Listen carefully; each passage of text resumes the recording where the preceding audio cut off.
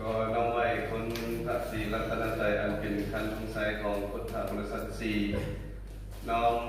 นมัสการพระประธานของสมบรรดาพระเทรานุเทระแขกภิกษุทุกท่านที่เขาโฮมของสมขออนุญาตทานขอตกลงบริการเปิดของสมสาธารณรัฐประชาธิปไตยประชาชนลาวสันติภาพเอกราชประชาธิปไตยเอกภาพวัฒนถาวรองค์การพุทธศาสนาสัมพันธ์ลาวแขวงบ่อแก้วเลขที่460ทับออกพสขบ่อแก้วรุ่นที่20สิงหา2020เป็นพนักงานท่าว่าแต่ละกรรมการนั้นจะมีผู้ที่เกินมาตรฐาน5ในการข้าพเจ้าเป็นงานของอาจารย์ใดของอาจารย์การปฏิบัติธรรมก็เห็นได้ว่าคนในแห่งหน้าดีเป็นเอกภาพขอรัตนานิมนต์เรียนเชิญ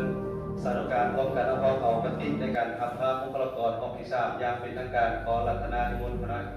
สาธุสาธุสาธุอนุโมทามิขอบใจพัฒนาและทุกองค์นำมาส่วนเกี่ยวข้องก่อนจะเข้าสู่การมอบใบสุวรรณจารึกคุณนำหลักส่วนเกี่ยวข้องของแต่วันนี้มา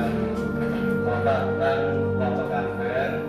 แสดงในแผนแสดงขบวนการแผนแนวราวสังสรรค์แผนวันนี้จัดตั้งตำรวจมาขอเอารายชื่อหลักส่วนที่9วันนี้มาขอประการแผนแสดงในแผน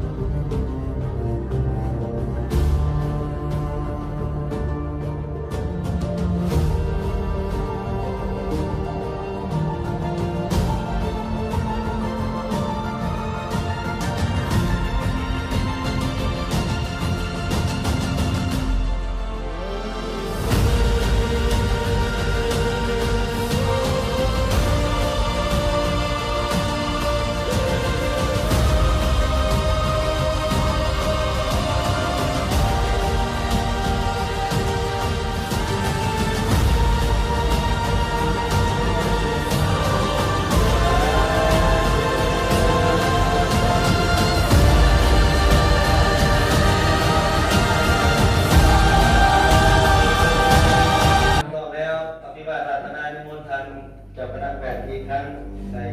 พิมพ์ประธานบอกขอไปที่การเสด็จโปรดถึงห้องสำหรับเป็นสิริมงคล